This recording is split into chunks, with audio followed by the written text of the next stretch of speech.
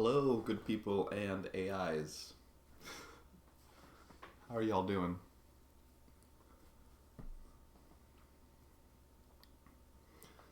Um,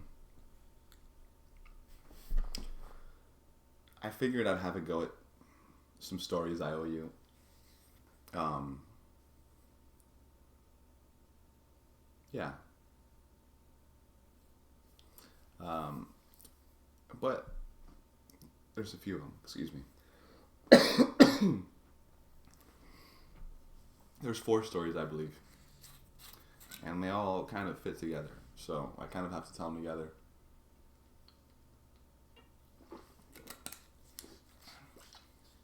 Now, last time, as you may recall, I was telling a story about how I found a nug of weed in Switzerland, right, right smack across the street in plain view, presented to me at an opportune moment.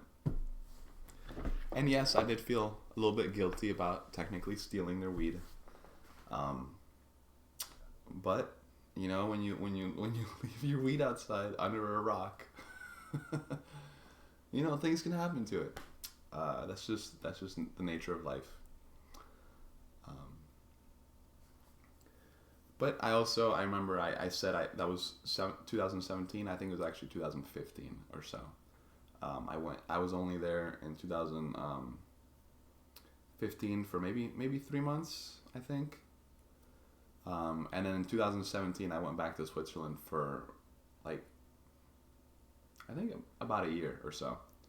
Um, Mainly to visit my grandmother at my father's request, because she was in hospice care near the end of her days, and it was a very interesting year.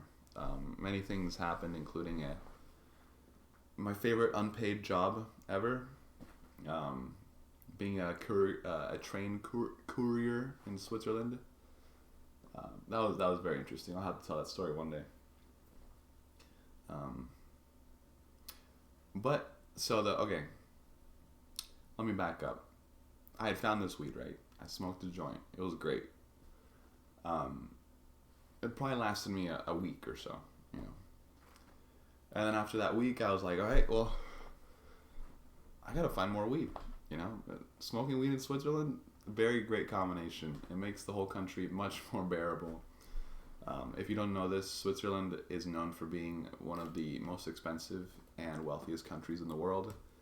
Their people are very proud of their country and their hard work ethic and responsibility and all these things, which can make them kind of insufferable pricks sometimes, um, especially the really anal ones who just take life way too seriously.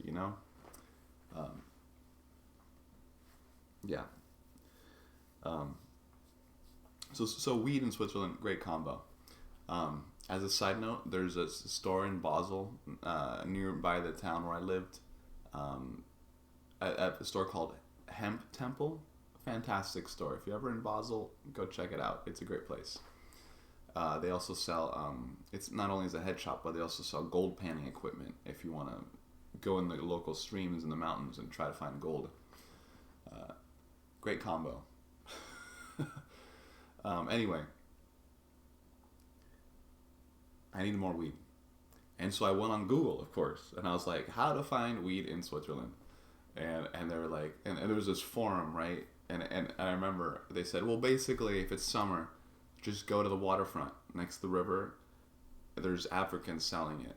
And I'm just quoting it, okay? This is just what it said, like, don't blame me if certain nationalities have realized that you can make a lot of money doing this. It's not my fault. Anyway, um, look for the Africans next to the river. That was the clue I got, and so I was like, well, it's winter, so it's not exactly ideal. People aren't going to be hanging out next to the river in the city. This is Basel. They meant Basel.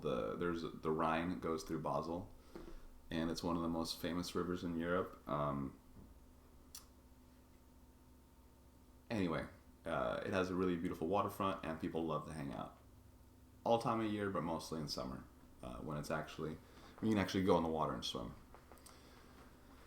Um, okay, I gotta focus a little bit because I'm a little bit all over the place right now. Okay. So with that information in mind, I went on the train to Basel, and it was like 9 at night. Perfect hours for this sort of activity. It was dark. It's winter, so it's very dark at this point, 9 p.m. And I took the train to Basel, and I got off the train station. I walked through the old town, across to Klaraplatz, maybe. It's just across the river. Klaraplatz. That's got to be it. And this is oh no, I messed up the story. All right, let me back up. I go to the river first, right? And I'm just like walking along the river, and I see just like a dude my age chilling on, listening to headphones, and I'm like, excuse me, because everybody there speaks English, so I could just speak English. Excuse me, and he's like, yeah. It's like, this might sound kind of funny, but do you know where I can get weed around here? And he's like, He looks all serious. He's like thinking about it. He's like, yeah. Hold on a second. I know a guy. Let me call him. And I'm like, well, great. That was easy. And so he calls this guy, but the guy doesn't answer, of course.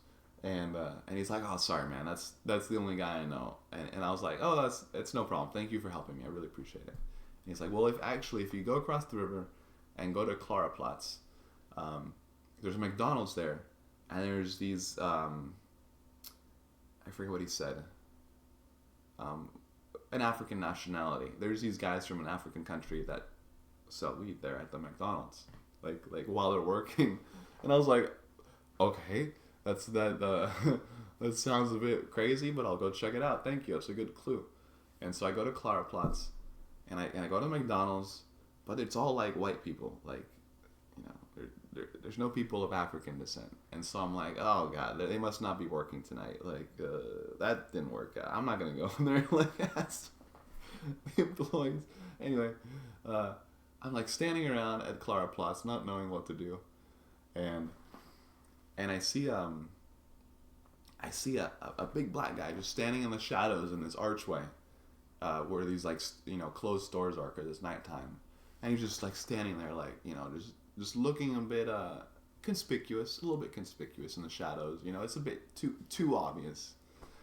And I'm like, oh, perfect. I'll go ask him. And I go ask him. I'm like, hey, do you know where I can get weed? And he's like, I forgot the exact conversation. But I think he asked me a couple questions like where are you from? I forget exactly, but there's a couple, getting to know me questions to make sure I wasn't obviously a cop. And he's like, well, actually I have some, but we need to go to my apartment. It's, if we take the train, it's like 4 stops away. And I'm like, okay, great. And we walk over to the it's like a tram. It's not a train. It's like a local city tram. We stop at the tram stop, and he sits down, right? And there's like 3 or 4 seats. And I'm thinking, I remember this so clearly. I'm thinking, well, I honestly should sit like a seat away from him, to not make it seem like we're together.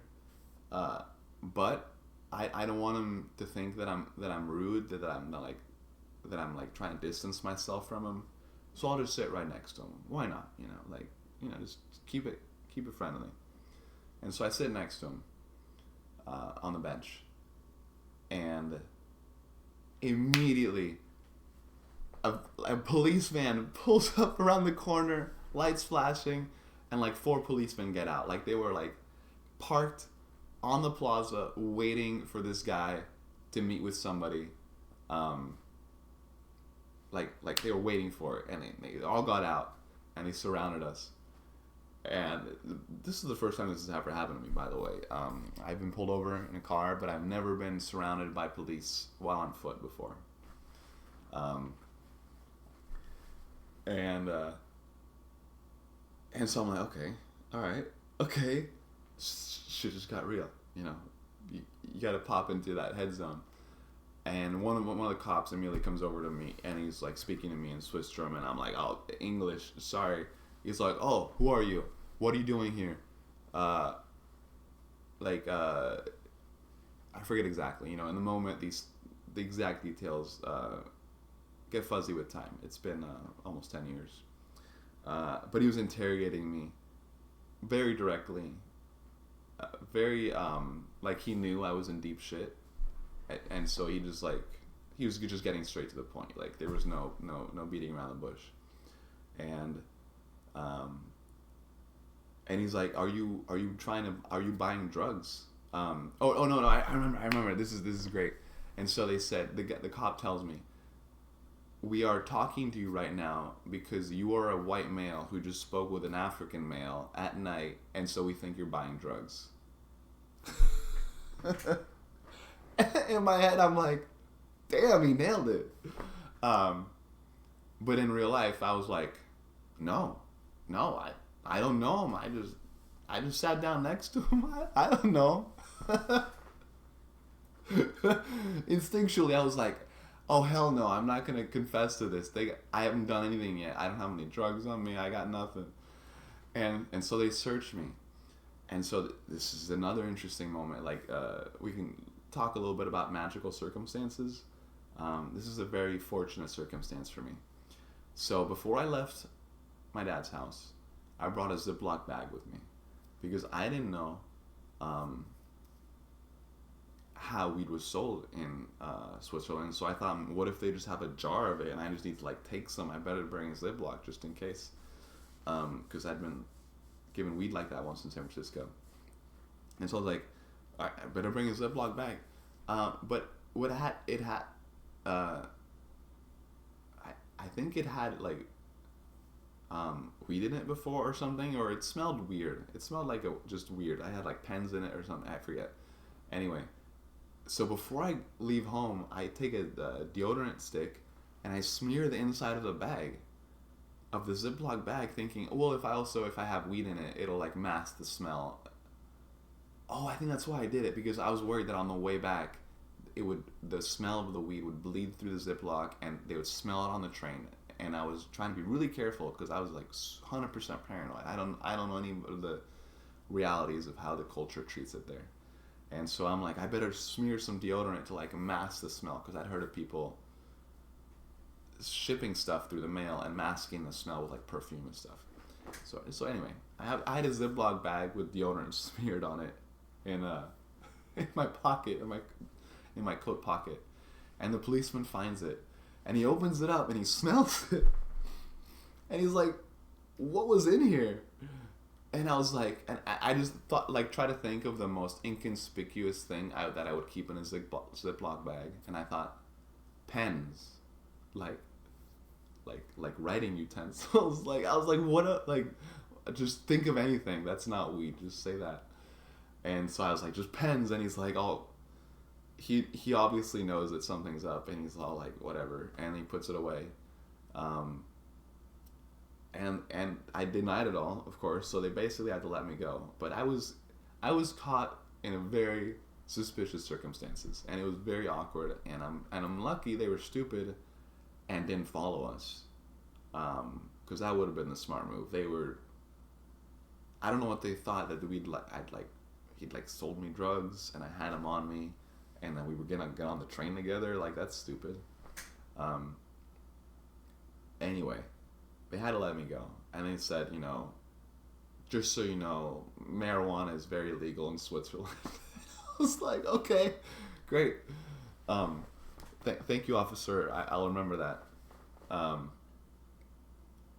And I go sit on the bench again at the tram stop, because obviously, like, why would I go anywhere else? This is what I was gonna do in the first place. And the African guy sits down, and he's like, "So you still want it?" And I was like, "Hell yeah!" I just went through all this trouble. Of course, I want it more now. Now it's gonna be extra satisfying. And so we go down on the train, like a few stops, and he has me get out and wait at this park while he goes in some nearby apartment to get this stuff. And he sells me like a really industrial bag of weed. Just like they sell in $50, 50 franc, 5 grams for 50 francs is the basic. That's how all the weed is sold there. It's very standardized, and so it's like a little bag. It's like an eighth. But it's very compact. They do hydroponics probably, and then they compact it really densely in the bag.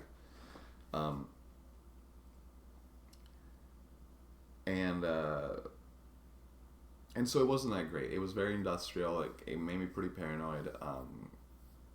It tasted chemically. It sparkled when it burned. It was not very good stuff. But I had a connection. Whoa. And so for a few weeks, I kept going back to this guy. I forget his name. Not that I would tell you. I don't think he gave me a name. He was very careful. I don't blame him. But anyway, after I bought it a couple times from him. Then on the third or fourth time, when I gave him the 100 francs for 2 of them, he was like, "Hey man, this stuff it's actually more expensive than usual. It's better quality. Can you give me any more money for it?" And I found 10 francs or something in a few coins. But he obviously felt insulted that I only offered him so much. But I felt insulted because I don't like having things change after the deal's supposed to be understood, So after that, I got weird vibes, and I stopped going to him, and I decided to stop buying from him. And so I had to find another connection. And I'll tell you that story next. After I have a huge coughing fit.